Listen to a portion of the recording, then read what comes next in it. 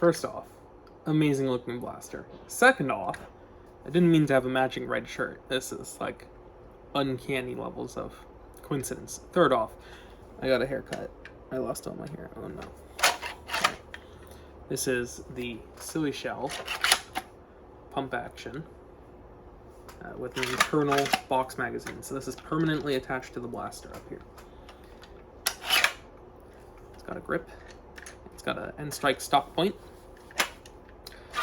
And I haven't fired I haven't fired multiple shots at this. I fired one shell and I ejected 6 blank shells without firing them, just to see if it works. So, and it does. So in order to load this, there's this big open gaping hole on the side of the blaster, which is both the loading port and the ejection port. All this area here. So you put in a shell, kind of line it up, push it down, and load in the next one.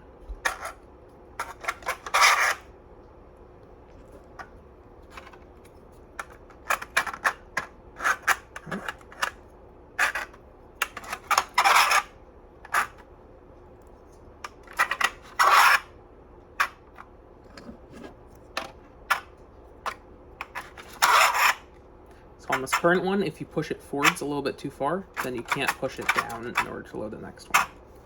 So it needs to be back a little bit. And that is 6. So that's the 6th shell right there, this white one. So we'll close the breech. This is the extractor right here. And this is the ejector in here. The ejector pivots back and forth to make space for the plunger tube as it closes. You can see here, this is the plunger tube viewing window. So you can see that the plunger is caught right there. And this is the breech stuff up here. This bar in here is just support for the priming piece. And then the body of the blaster has 2 long aluminum bars all the way from the front all the way back to here. Same as Alchemist body bars. And this has bar tensioning in the front, just like Alchemist as well.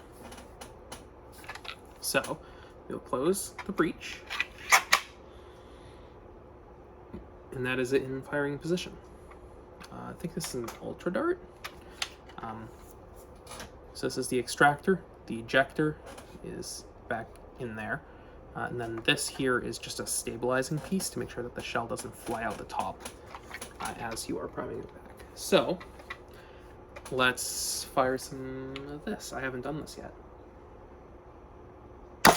Yep.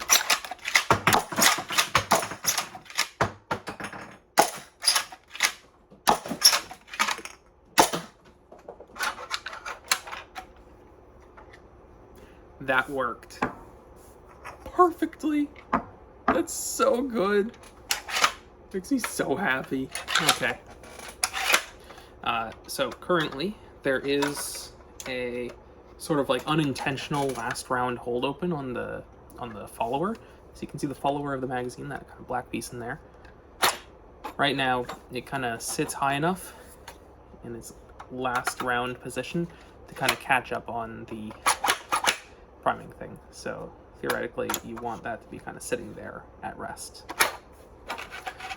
So I'll probably add like a slope to the back here in the next version. That was amazing. Let's do it again. Single elite, triple elite. So the way that this works in terms of like the breech itself is the shell never leaves the magazine feed lips. That right there is its firing position. Because it's not a firearm, you don't need any like full encasing around the shell. It can just kind of sit there. So it just barely pushes forwards from the rest of the shells in terms of position. It goes forwards a little bit to kind of engage the front of the shell, the front edge of the shell, headspace it off of the chamber in there. So you can kind of see right back in there, there's a little skinnier bit that's just holding the shell in place and preventing it from pushing all the way through. And then that is just what the breech block pushes up against, and then it fires. And then to extract it, it's just pulling it straight out the back. The next shell in the magazine is kind of pushing up on the shell once it goes back enough. So it goes back a bit, whoop, like that. And then this extractor is pulling it backwards more, so all the way out of the breech. Then this ejector, right there, kind of acts as a door stop. So the shell gets pulled back, and then this is like a top-down view. It gets pulled back, and then it kind of hits it like that, and it flicks out the side. Now that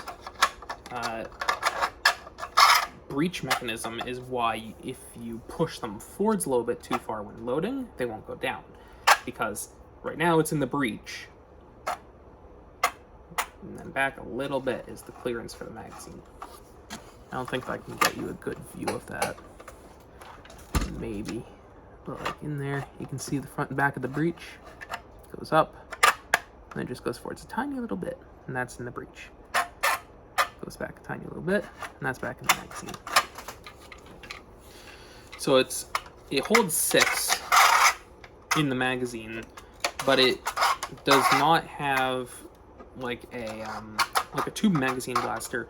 It doesn't have a 6+1. It's just 6. You can't have 1 in the chamber without it also being in the magazine. So the 6 capacity on this is the 6 capacity, which is awesome. It's so good.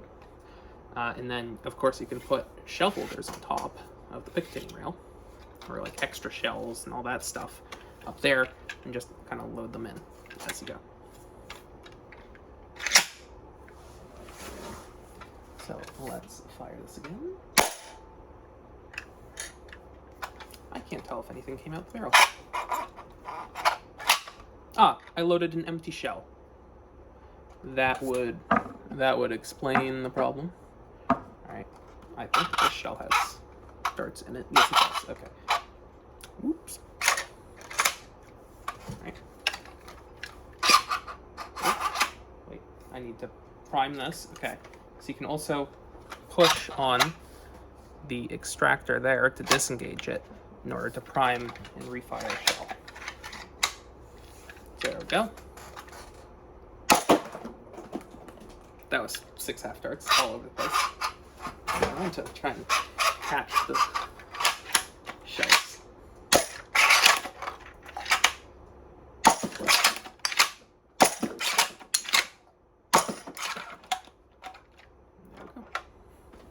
You can see this didn't quite fire all the way. That's 4 elite darts.